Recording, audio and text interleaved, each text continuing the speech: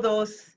Es un gusto para mí darles la bienvenida a esta serie de conferencias que organiza el Departamento de Vinculación Institucional del Instituto Nacional de Cancerología. Estoy muy contenta porque hoy tenemos otra invitada muy especial. En esta ocasión vamos a tratar un tema que usualmente no se trata con la frecuencia que quisiéramos que se hablara, porque sin duda es un asunto que nos concierne a todos y que es de una relevancia muy grande para la seguridad de los medicamentos y para la salud de todos nosotros.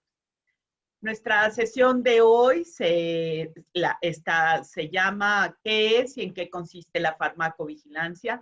Seguro muchos de ustedes saben de qué vamos a hablar, sin embargo, nuestra invitada seguramente nos dará nuevos datos. Y para aquellos que están menos familiarizados, es una oportunidad para que conozcan estos temas y para que vean que no es nada más una cuestión de los médicos o de los científicos, sino es una cuestión de todos nosotros, todos los que de alguna manera, y somos todos, yo creo que el 100%, tenemos o tomamos un medicamento cualquiera que este fuera. Nuestra invitada es la doctora Mireya López Gamboa. La doctora Gamboa es médico por la Universidad de Zacatecas. Ella hizo la maestría y el doctorado en ciencias en la especialidad de farmacología médica en la misma universidad. Una vez graduada, ha desarrollado varias líneas de investigación, dentro de las que se encuentra la seguridad de los medicamentos, farmacovigilancia, el uso racional de estos productos y la generación de datos en vida real. Ella ha ocupado posiciones diversas tanto en instituciones de salud como en la nuestra. Ella es la responsable del Centro Institucional de Farmacovigilancia del Instituto de Cancerología, pero también ha incursionado en otros ámbitos. Es directora operativa de Pharma Research Organization, es además profesora de farmacovigilancia en diferentes instituciones. Es una experta nacional y sin duda una de las líderes en este campo, y por ello es un privilegio que podamos tenerlos. Desde luego la doctora ha publicado varios artículos y la invitan muchísimo a dar conferencias tanto a nivel nacional como internacional. Entonces, doctora López Gamboa, muchas gracias por estar con nosotros. Sabemos que estás siempre ocupadísimo y más en estos tiempos en donde hay que generar tantos datos por las vacunas. Así es que le agradecemos enormemente su disposición para participar en esta conferencia. Muchas gracias. Muy buenos días a todos. Doctora Suchi, muchísimas gracias por la invitación. Para mí es un honor estar con ustedes en esta serie de conferencias que el Departamento de Vinculación Institucional tiene del INCAN. Son maravillosas. Felicidades por estas conferencias. La participación que tienen ustedes de difundir conocimiento, de incluir y más a más personas es grandiosa. La educación para la salud y la promoción de la protección en la salud nunca va a ser suficiente. Siempre tenemos cosas nuevas que aprender, personas nuevas que nos involucramos y es genial. Felicidades por esta serie de conferencias, doctora, y para mí es un honor estar con ustedes en esta. Muchísimas gracias por la invitación. Bueno, pues sin más, voy a iniciar con lo que es la charla. Trataré de apegarme a los tiempos. Ojalá y si tienen dudas o preguntas nos las compartan. Y empezaremos por decir qué es la farmacovigilancia y en qué consiste. Y una de las primeras preguntas que yo me hacía es, ¿quiénes somos los que estamos involucrados? ¿Quiénes estamos ahorita en esta conferencia? ¿Qué perfil tenemos? ¿Somos pacientes? ¿Cuántos profesionales de la salud estamos? ¿Por qué hablo de profesionales de la salud en este primer punto? Porque a los que nos toca hacer todo el análisis, toda la recuperación de la información, pues es a los profesionales de la salud. el grupo médico, los químicos, los farmacéuticos, enfermería que está totalmente en contacto directo y constante con los pacientes. Los pacientes tienen un estrecho lazo muy cercano con las enfermeras, con los enfermeros. ¿Por qué? Porque son el punto de contacto más cercano que tienen, les comentan todo lo que les pasa. Y el resto del personal paramédico que está alrededor de toda la atención médica. Entonces, somos un universo muy amplio y en el centro de todos ellos está el paciente. Entonces, es muy interesante esta parte porque a veces pensaríamos, es que es farmacovigilancia, suena que voy a vigilar al fármaco, entonces es algo que no me toca a mí. Y no, en realidad exactamente el concepto más importante que quiero transmitir en esta charla es, esto nos toca a todos y cada quien lo podemos ver de diferente forma y abordarlo e incluirnos. Entonces, ¿qué estamos buscando cuando damos un medicamento? Normalmente si estamos sanos nos alejamos de los medicamentos y eso es genial. Yo que he estudiado toda mi carrera los medicamentos a los fármacos, si no los necesito, mejor. Pero el día que los necesito, pues entonces debo de utilizarlos. ¿Y qué es lo que estoy buscando? Pues estoy buscando una respuesta. Esa respuesta normalmente es controlar un padecimiento, es curar alguna enfermedad, tratar o controlar o alguna otra enfermedad o algún síntoma, y entonces a eso le llamamos respuesta terapéutica. Y desde papiros antiguos tenemos que el conocimiento de los medicamentos venía describiendo qué sustancias, qué plantas servían para qué padecimientos, etcétera, etcétera. Esto es muy antiguo. Pero resulta que esta vida es dual y todo en esta vida tiene su lado positivo, pero también tiene otro lado que a veces pudiera no ser tan positivo, y eso es otro tipo de respuestas que muy frecuentemente tenemos con los medicamentos.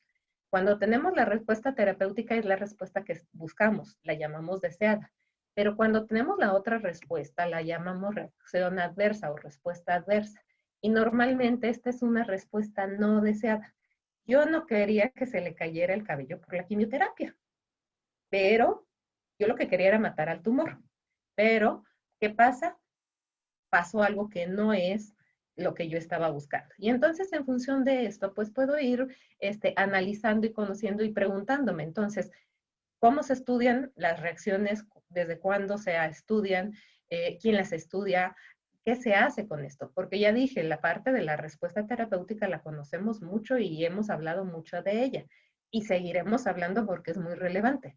Pero también es tiempo de que empezamos a crear este balance y entender y conocer más sobre estas reacciones. Y entonces, ¿quién es el que se encarga de esta sección? Pues precisamente la farmacovigilancia. Esta farmacovigilancia que nos va a estar guiando y nos va a estar llevando a precisamente evaluar y vigilar. ¿Qué vigila la farmacovigilancia? Válgame la redundancia. Va a estar vigilando algo que llamamos eventos adversos, que lo vamos a ver abreviado en español como EA, sospechas de reacciones adversas a medicamentos, que se abrevia como SRAM, reacciones adversas a medicamentos, las mentadas RAM, no como la de donde guardamos la información, esta es reacción adversa.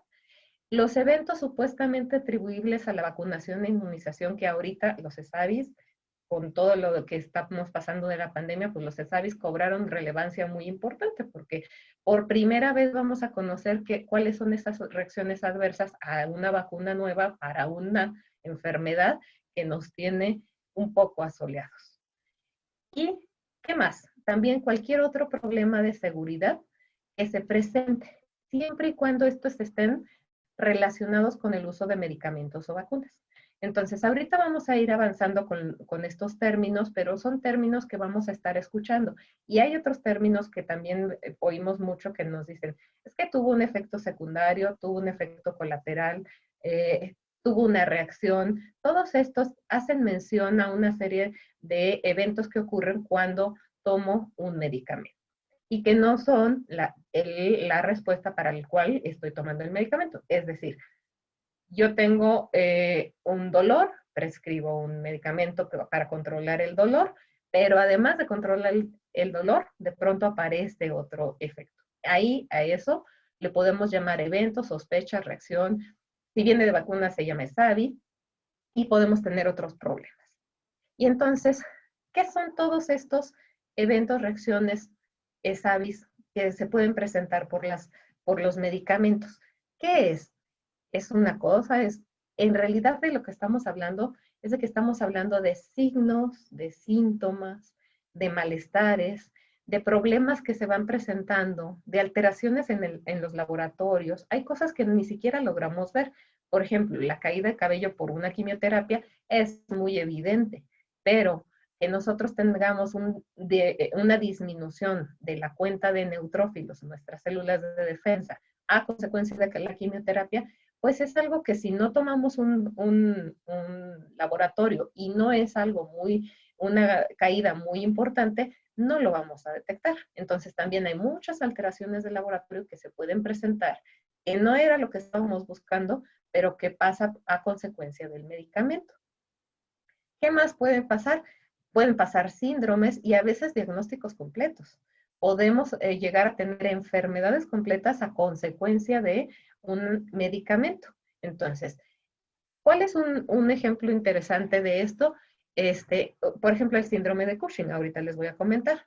Y entonces, ¿qué hacemos con toda esta información? ¿Qué hacemos con ese síntoma? ¿Cuáles síntomas tenemos? Dolor de cabeza, vómito, etcétera. ¿Qué es lo que tenemos que hacer? Tenemos que hacer un análisis de él. Y la forma más eficiente de hacer análisis de síntomas está descrito en la medicina, se llama semiología. Y es un área que nos dice que tenemos que conocer cuál es el síntoma, con qué aumenta, con qué disminuye, a qué hora se presenta, con qué se quita, de qué más se acompaña, con qué más otras cosas se asocia, si estaba solo, solo tuvo náusea, también tuvo náusea, vómito y diarrea. Ah, ya nos hace pensar hacia un lado. No, solamente fue náusea. Ah, ya nos hace pensar hacia otro lado. Entonces, hacer todo ese análisis de la información de lo que le está pasando a los pacientes es muy importante. Y todo eso lo hacemos en función de esta disciplina que conocemos como la semiología. Finalmente, más allá de la terminología, porque mi objetivo no es darles una charla de definiciones, estas las podemos encontrar en muchas partes. Mi objetivo sí es centrarme en lo que al día a día tenemos nosotros y que detectamos, que son las sospechas de reacciones adversas a medicamentos, ahorita encerradas en este círculo azul. Entonces, vamos a estar hablando de los síntomas que corresponden a estas sospechas de reacciones adversas. Desde el nombre ya nos da una pista. Eso de que diga que es sospecha quiere decir que podría o no estar tan asociado con el medicamento y eso es algo importante. ¿Por qué? Porque precisamente que hagamos farmacovigilancia tiene que ver con poder al final de un cierto periodo de análisis conocer si esta reacción realmente tuvo que ver con el medicamento o no tuvo que ver con el medicamento. Es un poco como una tarea de investigación. ¿Cuáles son algunos ejemplos y dónde podemos encontrar las sospechas de reacciones adversas, las reacciones o los SAVIs? Bueno, nosotros tenemos mucha información disponible en los medicamentos. Incluso los medicamentos de venta libre, por eso les puse el clásico, el más antiguo y que todo el mundo conocemos, la aspirina. Si nosotros tomamos la cajita de la aspirina, como es un medicamento que se vende sin receta por su perfil, este medicamento va a traer en la cajita cuáles son las reacciones que podrían presentarse con los pacientes. Aquí voy a enfatizar en algo. Es muy importante que conozcamos la información, pero también es importante tratar de mantener un poco la tranquilidad, porque el hecho de que diga que se pueden presentar ciertas reacciones no quiere decir que todos los pacientes en todas las ocasiones que tomen ese medicamento tienen una reacción adversa.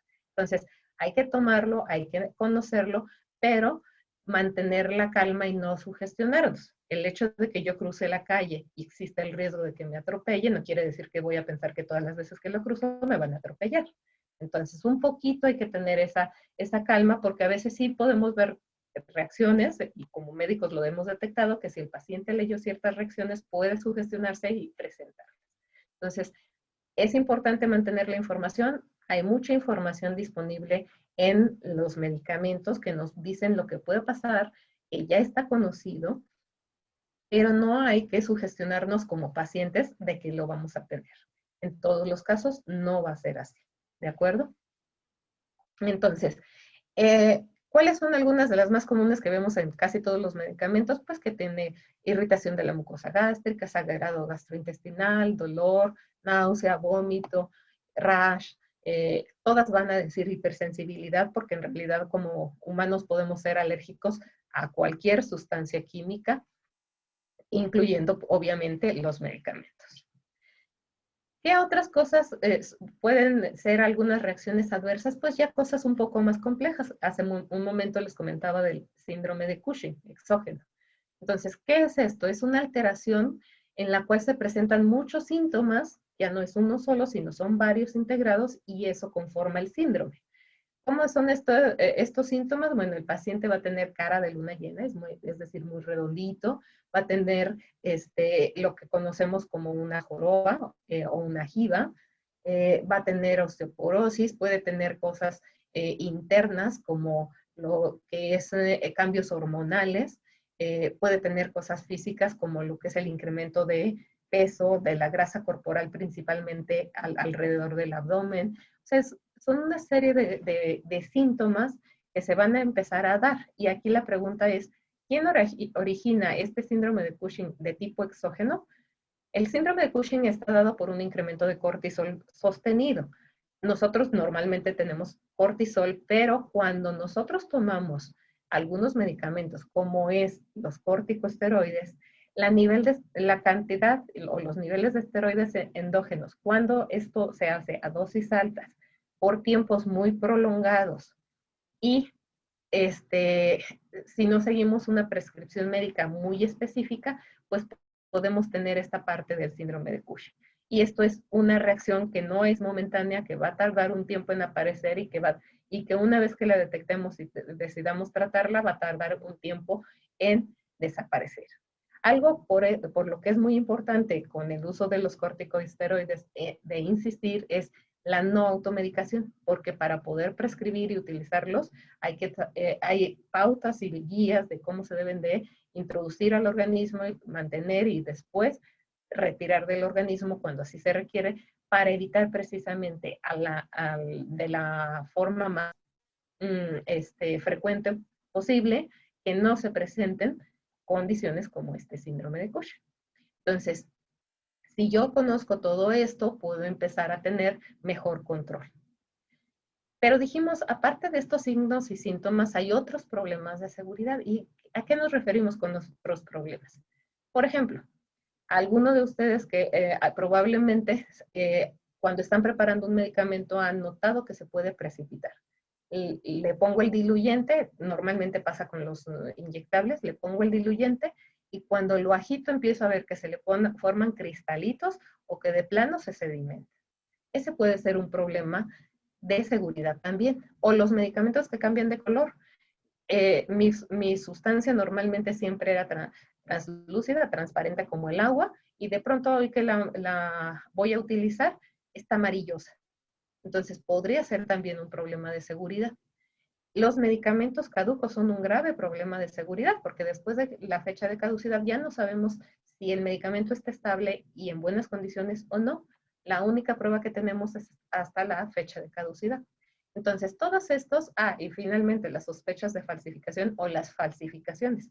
Por eso es importante tener en cuenta dónde compramos los medicamentos. Entonces, finalmente todas estas cosas pueden llevarnos a decir, pero no le pasó nada al paciente, no se lo tomó. No, resulta que no le pasó nada al paciente y un paciente, el que lo detectó, está a salvo.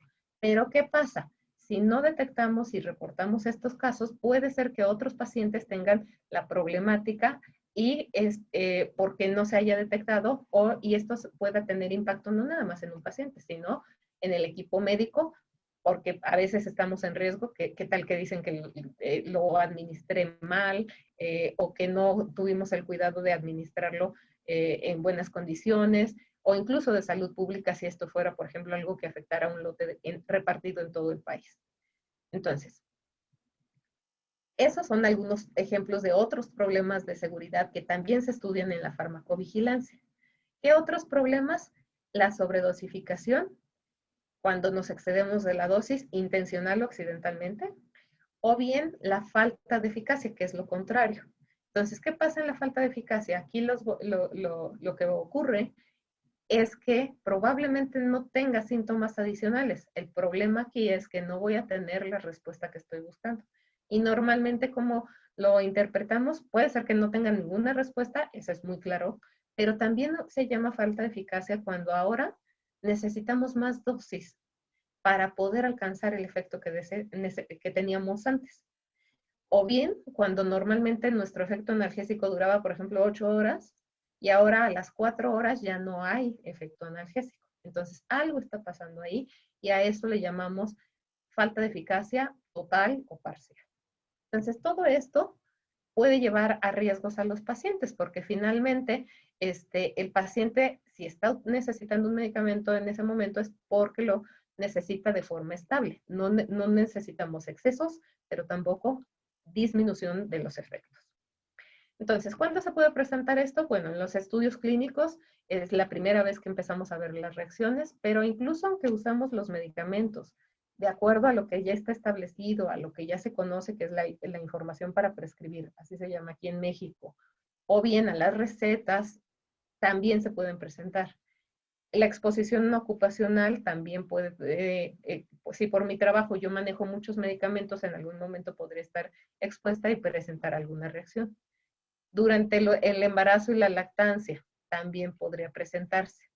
Cuando hay sobredosis, cuando hay abuso, cuando se utiliza para cosas que no se debe de utilizar, cuando hacemos, especialmente, probablemente la más frecuente sea la automedicación o los errores de medicación. Entonces, estas son circunstancias en las que se pueden presentar estas sospechas de reacciones adversas. Ahora bien, dijimos que en los estudios era la primera parte donde se estudiaba. Es cierto, ¿cómo investigamos qué tan seguro un medicamento es? Bueno, por eso existen los estudios preclínicos. Primero en animales vemos si causa daño renal, si tuvo malformaciones, si es carcinogénico. Si todo eso pasa en los animales, ese fármaco nunca llega a los humanos.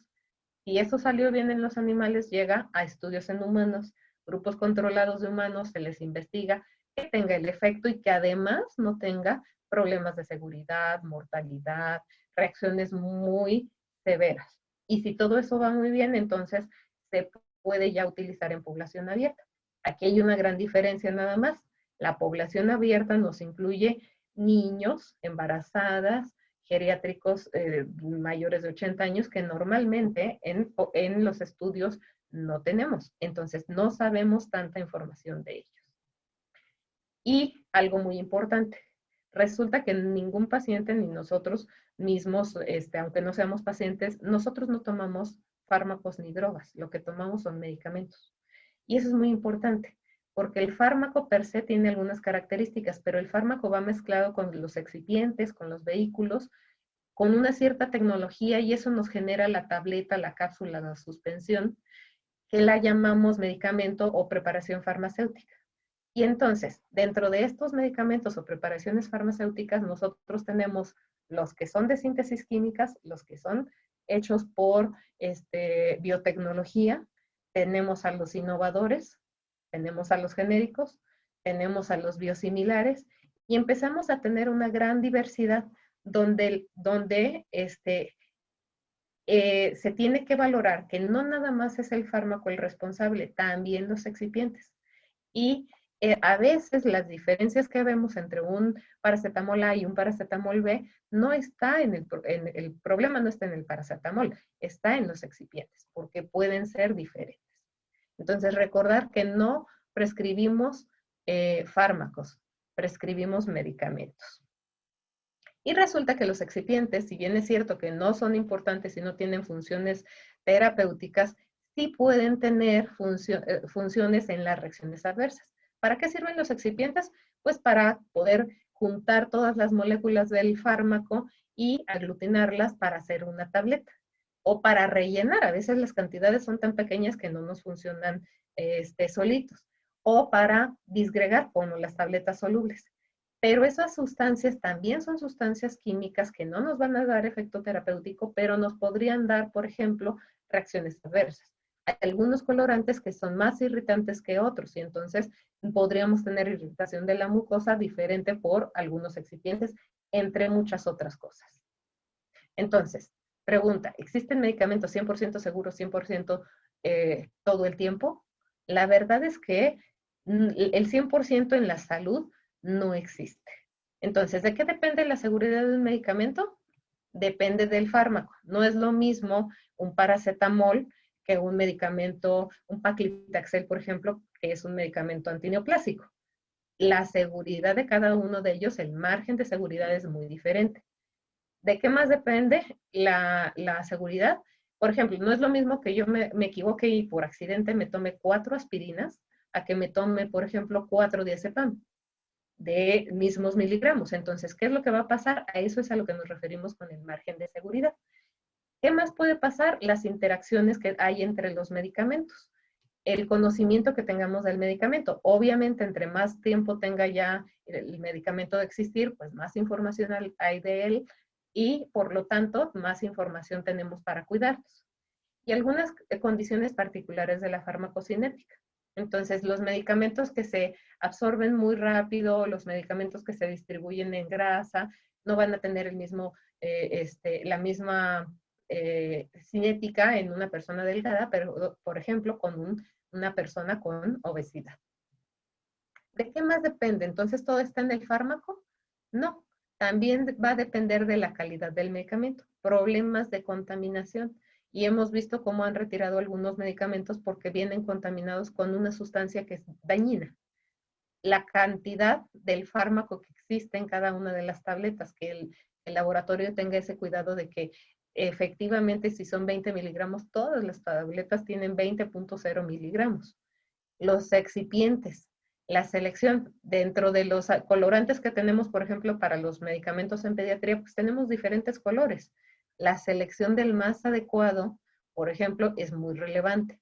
El control de calidad que se le haga al proceso de la fabricación, de la liberación ya que están fabricados, todo eso también es muy importante.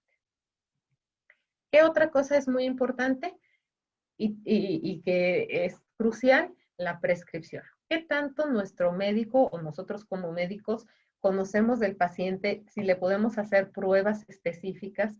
No es lo mismo que yo le dé un tratamiento para cáncer, un antineoplásico, cuando yo tengo todas las pruebas específicas para saber si ese tumor, por ejemplo, es HER2 positivo. ¿Qué quiere decir eso? Que si es HER2 positivo, puedo utilizar un tipo de fármaco específico que va a ser de mucha utilidad para ese tipo de tumor, versus a que yo no tenga la posibilidad de hacer esa prueba y entonces no sé si ese fármaco va a ser muy específico o no para mi paciente. Entonces, el diagnóstico específico es muy importante y a veces no es de voluntad, a veces es de la disponibilidad de los recursos y de la información que tengamos. La dosis, que hagamos un ajuste adecuado de la dosis y que además para algunos medicamentos, por ejemplo, varios de los psiquiátricos, requieren monitoreo, porque puede ser que hoy están en niveles adecuados, pero algo cambia en el paciente que necesita un monitoreo para ver si es necesario aumentar la dosis o disminuirla. ¿Qué más? Las evaluaciones de las interacciones. Y ahí es muy importante que los pacientes nos cuenten todo lo que se toman, incluyendo cosas naturales, remedios, porque siguen siendo sustancias químicas que pueden interactuar con nuestro medicamento y modificar, e incluso los alimentos, por ejemplo. El jugo de toronja, cuando lo consumimos de forma constante, modifica el comportamiento de algunos medicamentos. Entonces, hay que tomar en cuenta todas esas consideraciones para que yo tenga una buena seguridad. Y finalmente, darle las indicaciones precisas con una letra súper legible y muy detallada al paciente para que entienda cómo es que debe de tomarlo. Y entonces, ¿todo queda ahí? Esa sería la última pregunta. ¿Todo depende del medicamento y del médico? No, resulta que también hay otros factores muy importantes involucrados. También la seguridad va a depender de la manera en que el medicamento es usado. Es decir, por ser usado va desde que sale de la fábrica hasta que llega a la mano del paciente. Y eso incluye cómo lo transportaron. ¿Se han fijado que algunos medicamentos vienen en blisters, en capsulitas oscuras, verde oscuro? Es porque la luz los daña. Algunos medicamentos requieren refrigeración, es porque el calor los daña. Entonces, si yo no lo transporto, lo almaceno o lo dispenso de la forma correcta, puedo dañar al medicamento y entonces el problema de seguridad no tuvo que ver con nada de lo que vimos anteriormente. ¿Con qué más tiene que ver? Con lo que ahora como paciente yo puedo hacer o no hacer. Que respete la vía de administración, la velocidad, los horarios de administración, que utilice la forma correcta o el líquido para administrarlo, cómo me apego al tratamiento, cómo almaceno mi medicamento. Por ejemplo, la insulina, que tenemos muchos pacientes con diabetes. ¿Dónde están guardando la insulina? ¿Cómo la han transportado? Es una proteína que es lábil o frágil a lo que es la temperatura. Entonces, de todo esto depende la seguridad de un medicamento. Que se presenten los signos o síntomas de las reacciones que estábamos hablando o no, tiene que ver con todos estos factores. Pero la farmacovigilancia, aparte de que estudia todos estos factores y estas reacciones, también su foco principal es el medicamento.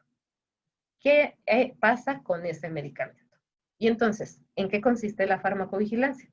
Pues consiste en desarrollar una serie de actividades que nos llevan a, primero, detectar qué está pasando, o detectar si está pasando o no está pasando algo. Punto número 2, si vemos que algo se detectó y tenemos algo que nos preocupa, hay que evaluarlo, porque no todo lo que a primera vista pareciera como dañino tendría que serlo necesariamente. Comprender qué vamos a hacer con esa información y finalmente, ¿para qué queremos todo esto una vez que ya lo comprendemos? Lo que estamos buscando es prevenir daños. Entonces, en medicina hay una máxima que dice, primero no hacer daño. Y después de que estoy seguro de que no hago daño, entonces trato de ayudar de la mejor manera al paciente. Entonces, ¿cómo se hace estos pasos?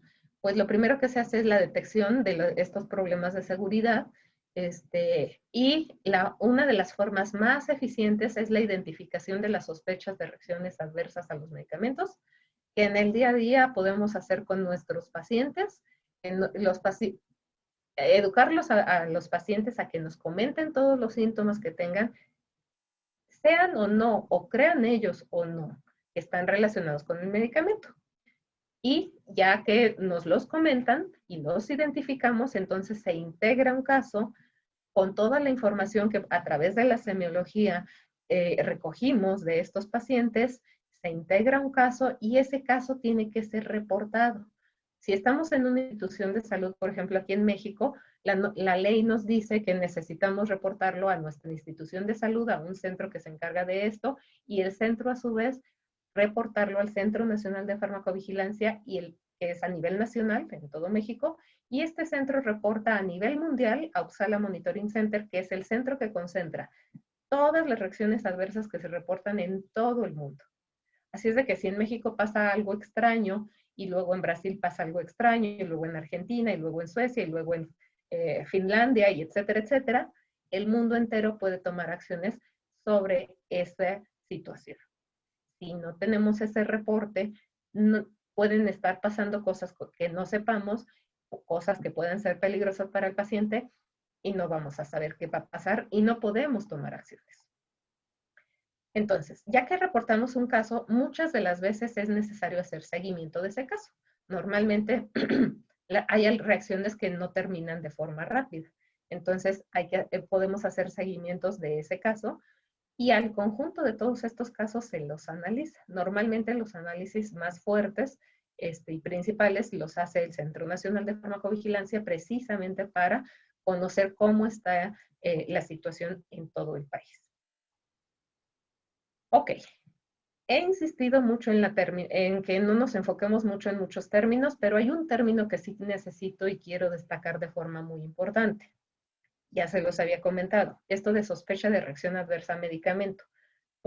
Definido en México, nuestra norma de farmacovigilancia nos define a la sospecha como cualquier manifestación clínica no deseada. Recuerden que empezamos diciendo son signos o síntomas o alteraciones de laboratorio. Ok, todos esos signos, síntomas y alteraciones de laboratorio son las manifestaciones clínicas. Si no era para lo que yo quería el medicamento, ya se convirtió en no deseada. que ocurre después de la administración de uno o más medicamentos. Porque luego ese es otro problema. Muchos de los pacientes no toman un medicamento. A veces se toman una pastilla, pero viene combinada con 2 fármacos. Entonces, o toman 2 o 3 o más tabletas, inyecciones, etc. Entonces, y a veces digo, híjole, pero no sé si fue por la primera o la segunda o la tercera. Yo creo que fue el de la presión, pero como también estaba tomando un antiácido y también tenía gripe y me tomé un antigripal, ya no supe cuál es, mejor no lo reporto. Entonces, tengo un síntoma, no sé cuál de todo esto me causó el problema, no importa, lo debería yo de poder reportar. Hay muchas cosas esperadas. ¿Se acuerdan que vimos una listita de la información que ya se conoce de los medicamentos? No importa que ya se conozca, es importante reportarlo. ¿Por qué? ¿Cómo creen que nos dimos cuenta de que el vómito realmente impedía avanzar y tener éxito en las quimioterapias? Cuando contabilizamos cuántos pacientes abandonaban la quimioterapia por la náusea y vómito post-quimioterapia. Y entonces aparecen líneas de investigación, aparecen desarrollos de fármacos y ahora tenemos muy buenos antieméticos, es decir, fármacos que previenen ese vómito. Aunque ya lo sabíamos, si no lo contabilizamos, podríamos no valorar la relevancia y el impacto que tengan los pacientes. Entonces, aunque sea esperado, hay que reportarlo. Y obviamente, todo lo que no es esperado, pues nos interesa más. Habrá que ver qué tanta relación tiene con el medicamento, pero ambas son muy, muy importantes. Entonces, cualquier manifestación clínica que le pasa, que no era lo que estábamos buscando y fue después del medicamento, es candidato a ser reportable. Tenemos esquemas muy complejos y tenemos, además de los esquemas terapéuticos que manejamos, aquí estoy poniendo algo de lo que manejamos en el instituto, pero en cada especialidad hay esquemas diferentes y complejos. Y además de ellos, también manejamos otros medicamentos. Si el paciente tiene alguna infección, le agregamos. Si el paciente tiene síntomas, ya sea por la enfermedad o por el tratamiento, le agregamos cosas. Si el paciente tiene dolor, y entonces vamos agregando y agregando y agregando medicamentos, y entonces entre más medicamentos tengamos agregados, más probabilidad vamos a tener de que algo pueda interactuar y aparezcan nuevas reacciones que probablemente antes no veíamos. Entonces, ¿por qué más es importante que diariamente podamos hacer farmacovigilancia? Porque cada paciente aparte puede tener interacciones diferentes. La combinación de medicamentos, o sea, si yo tenga un paciente con hipertensión, puedo tener un paciente con hipertensión y lupus eritematoso sistémico. Entonces, la combinación de medicamentos ya es diferente. No todos los hipertensos tienen lupus, por ejemplo. ¿Qué más? La alimentación. Somos socialmente muy divertidos, muy creativos con la alimentación. Entonces, la alimentación es muy diversa y también influye. Y a mí que me ha tocado estar tanto en varios países de Latinoamérica como aquí en México recorriendo varios lugares, el uso o el a veces abuso de productos naturales, del remedio, el té, también nos va a dar problemática. ¿Por qué? Porque también interactúa. Entonces, cada paciente es diferente, entonces es muy posible que vea reacciones diferentes, aun y cuando sea un medicamento que ya conozco desde hace mucho tiempo. ¿Qué otra cosa podemos tener? Bueno, las poblaciones especiales, los niños. Los niños, conocemos poco de ellos, tienen comportamientos diferentes, su organismo no está totalmente maduro. Las mujeres embarazadas, a veces tenemos que usar medicamentos en las embarazadas, pero hay que seguir investigando qué pasó después de que nació el bebé, hubo alguna problemática, etc. Y también, obviamente, tenemos diferencias entre las marcas. Dijimos, de marca a marca el fármaco va a ser el mismo, pero los excipientes pueden ser diferentes. Los controles de calidad pueden ser diferentes. Las formas de cuidado del medicamento pueden ser diferentes. Es más, de lote a lote. Puede ser que un lote que iba dirigido a Chiapas, el camión se descompuso y ya se imaginarán el calor que está haciendo. Entonces, hasta esos factores que no tendrían mucho que ver en nuestra imaginación de la salud podrían influir en la seguridad de los medicamentos. Por eso es que hacer farmacovigilancia diario es importante. ¿Qué más es muy importante? Recordar la importancia de evaluar. Un caso no hace una historia. Un caso no es suficiente, aunque tengamos todo de ese caso, no es suficiente para entender qué es lo que le está pasando a todo el medicamento. Entonces no podemos tomar decisiones con una gran cantidad de casos. ¿Qué es lo que tenemos que hacer? Evaluar. Entre más cantidad de casos tengamos para evaluar, mejor podremos analizarlo. Y analizamos un caso, luego lo juntamos con otros casos. Si es necesario, se monta y se hace un estudio de farmacovigilancia. Aquí en el instituto hemos hecho varios. Se pueden hacer otros estudios para poder saber si esto tuvo que ver con el medicamento o no. No nos olvidemos que es el valor. El valor de estudiar todos estos efectos secundarios, estas reacciones, es que lo que no es deseado o lo que todavía no conocemos y podría ser adverso, si lo estudiamos podemos encontrar la forma de prevenirlo, de tratarlo o limitarlo. Al final de cuentas, ¿de qué es de lo que se trata todo esto? De tener un balance riesgo-beneficio. La mayoría de las cosas en la vida es así. Tenemos una meta de beneficio, pero siempre vamos a tener riesgos. El riesgo no significa el daño. Daño es cuando ya pasó. Riesgo es de que pudiera o no pasar. Entonces, ¿qué es lo que estoy buscando? Si yo tengo un beneficio y el paciente va a recuperar su salud, va a paliar un dolor intenso, va a controlar una enfermedad que lo está afectando, vale la pena correr el riesgo y vale la pena conocer ese riesgo para ver si lo puedo prevenir o, en su caso, contener. Por ejemplo, la neutropenia en quimioterapia, que se le bajen las células de las defensas es muy malo, pero si yo no le doy la quimioterapia, también el paciente va a tener un desenlace muy desfavorable. Entonces, ¿qué es lo que puedo hacer?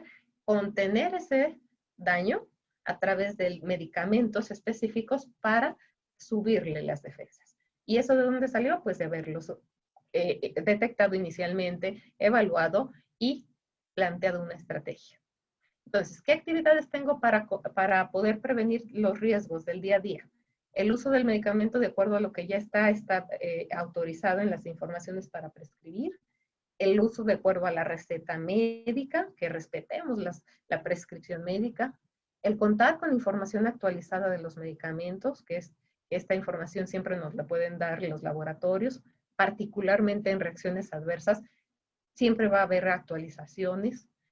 Apego del tratamiento y una constante y fuerte comunicación en la relación médico-paciente, porque a partir de ahí nace todo esto. Cuando digo esta relación médico-paciente es porque así se llama, pero en realidad también tenemos una participación muy importante, ya lo dije, de enfermería, de los farmacéuticos y de otros profesionales que interactúan con el paciente. Entonces, esa comunicación es la fuente principal de información. ¿Y qué otra cosa podemos hacer? Buscar más información. Ya lo dije, la información para prescribir, que todos los médicos tenemos derecho a contar con la información que yo debo de conocer para prescribir el medicamento. Esta información para prescribir no está en lenguaje para pacientes, es para profesionales de la salud, pero hay otro documento que se llama instructivo para el paciente o inserto o diferentes formas le llaman. Y este sí está escrito en lenguaje para el paciente y muchas de las veces lo encontramos en las cajitas, esos papelitos que yo sé que nos sentamos a leer todos los días con calma antes de tomarnos el medicamento y que viene en la cajita del medicamento, ese es el instructivo. ¿Para qué nos sirve? Nos dice qué es, cómo utilizarlo, qué decirle al médico, cuándo hay una señal de alerta y tenemos que buscar al médico, cuándo no debemos de utilizarlo. Esa información es muy valiosa. No todos los medicamentos la traen, sería muy padre que todos trajeran este inserto, pero la gran mayoría la trae, entonces la invitación es a leerlo. Y finalmente dijimos, ahorita podemos estar médicos, pacientes, químicos, farmacéuticos, enfermeras, mucha gente. Entonces, ¿qué? ¿Todos podemos hacer algo? Sí. Estas son algunas de las cosas que podemos hacer y si lo analizamos un poco con calma, lo que todos podemos hacer es el reporte. Reportar es lo que todos podemos hacer. Y ya dependiendo del perfil de cada uno y del área de expertise. Por ejemplo, si creemos que hubo una reacción en la que se descompuso uno de los excipientes y generó un metabolito tóxico, ¿Quién sería el experto para analizar todo esto? Pues obviamente un químico tendría que analizarlo molecularmente y ver qué es lo que está pasando. Si tenemos la sospecha de que lo que le pasó al paciente es porque por accidente en la noche se equivocó de frasquito y se tomó el que no era, ¿a quién le podríamos preguntar? Pues a la enfermera, al cuidador. Entonces, ¿de qué es de lo que se trata? Que farmacovigilancia es un juego en el que todos jugamos. Esta participación y es algo que vamos a poder hacer hoy, mañana y siempre. Por más que conozcamos a un medicamento, todos los factores que les estuve comentando, siempre nos van a agregar datos que nos pueden modificar lo que hoy teníamos por sentado, podría ser un cambio en el futuro. Y ese cambio hay que procurar que si es negativo, pues encontrarlo para poder ver qué hacemos con él y cómo lo prevenimos o eliminamos. Entonces, esos eran los mensajes que tenía para ustedes. Les agradezco mucho la atención. Espero no haberme excedido en el tiempo y me gustaría ceder el micrófono para cualquier duda o comentario. Muchísimas gracias, doctora Xochitl. Muchas gracias, doctora López Gamboa. Ha sido como muy esclarecedora. Tenemos muchísimos asistentes, tanto en el Zoom como en el Facebook. Yo les agradezco a todos que se hayan conectado y también varias preguntas. Algunas que nos están llegando por redes sociales o bien a través del chat. Algunas se repiten y yo voy a tratar de condensarlas para que sea más efectivo el tiempo, ¿no? Sí. Entonces, bueno, una que tenemos aquí que está repetida es, hay una diferencia entre las reacciones de los secundarias de los medicamentos de patente y de los medicamentos genéricos. La respuesta es, puede haber una diferencia, sí. ¿Por qué? Por lo que les decía, sí comparten el mismo fármaco, pero no siempre utilizan los mismos ingredientes. A lo mejor uno utiliza el aglutinante A y otro utiliza el aglutinante B. ¿Y qué pasa si yo soy alérgica al aglutinante B? Pues voy a tener una reacción con el que tiene el aglutinante B, aunque para efecto farmacológico y para quitarme el dolor, los dos me lo quitan igual, pero probablemente, por ejemplo, la lactosa. Hay mucha gente intolerante a la lactosa. La lactosa puede ser uno de los excipientes. O algunas otras azúcares que nos dan como ese sabor. Entonces, sí puede haber diferencias. No significa que unos sean más que otros, necesariamente. Aquí todo mundo, cada cajita es única e independiente. Okay. Y hay registro de las reacciones adversas para cada uno de ellos. Sí, normalmente las de los fármacos son generales. Por ejemplo, todos los antihipertensivos me pueden bajar la presión arterial. Eso es, no importa cuál sea. Pero cada una de las cajitas de las marcas tendrá que tener su perfil de reacciones conforme a lo que vaya documentando poco a poco. Esta es una pregunta muy importante. Bueno, antes quiero decir que está recibiendo muchas felicitaciones por la presentación, que es muy clara, que se comprendió muy bien. Bueno, algunas personas que luego la pondremos en contacto con usted que quieren trabajar o hacer prácticas en su departamento. Pero voy a la pregunta. Si me dan varios medicamentos a la vez, y digamos el ejemplo sería la quimioterapia, y tengo reacciones secundarias o reacciones a los medicamentos, ¿cuál fue? ¿Cómo saben cuál fue? ¿Se acuerdan que les dije que era el proceso de la semiología? Uno pregunta, ¿a qué hora apareció? ¿Qué estaba pasando? ¿Cuáles ya se había administrado? Uno conoce el tiempo que dura el medicamento, no todos los medicamentos duran el mismo tiempo y va haciendo asociaciones. En realidad es bien complejo y hay muchas veces que no es posible identificar este fue el culpable 100%. No es como la justicia en los ministerios públicos. Aquí es más complejo. No importa, aún así, contar con esa información y de ese conjunto nos es de mucha utilidad y va creciendo el conocimiento. Okay. Hay varias preguntas sobre las fechas de caducidad. Específicamente voy a leer una que está en el chat, que dice que si el Ensure, de Alma Martínez, que dice que si el Ensure dice que se caduca en julio 2021, ¿se la puede tomar en julio o tiene 3 meses después? Ok, esa es una pregunta muy compleja. La ley dice, no me lo debo de tomar después. Sin embargo, ¿cuál es el problema? Todo julio lo puedo tomar porque es dentro de julio. ¿Cuál es el problema? Si yo voy al súper y compro un litro de leche y dice que es en julio y yo por algo no me fijo y me la tomo en agosto o en septiembre, en el momento en que le doy el trago, me va a saber feo y lo voy a detectar. O puede ser que estuvo bien conservada, me la pase y no pase nada. ¿Cuál es el problema con los medicamentos y por qué insistimos en respetar la fecha? Que no tenemos una cosa como nuestras glándulas sensoriales en la boca para detectar cuál sí está bien y cuál no. Entonces, lo único que tenemos es la certeza que si se almacenó de forma adecuada, en ese periodo de tiempo va a ser estable. Después de eso, bueno, pues no lo sabemos. Pudiera haber algunas cajitas que sigan estando estables un cierto tiempo, depende de cada fármaco, cada sustancia tiene una vida o una estabilidad mayor o menor, pero pudiera no. Entonces, la pregunta es, otra vez, balance riesgo-beneficio. Entonces, tratar de evitarlo es lo más adecuado. Ok. Bueno, los insertos famosos.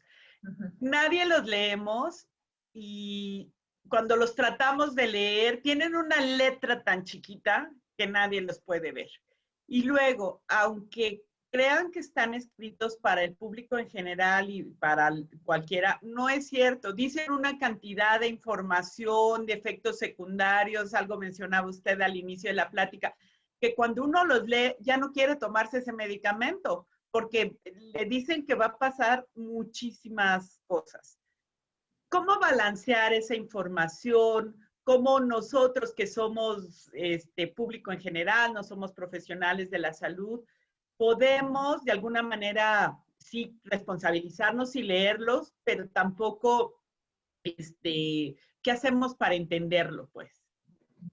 Yo creo que el primer punto es tratar de leerlo, pero el segundo punto es no sugestionarme. Es una probabilidad. Es como cuando vamos y compramos un boletito de la lotería. Quisiéramos que nos tocara, pero lo más probable es que no nos toque. Aquí pasa algo muy semejante.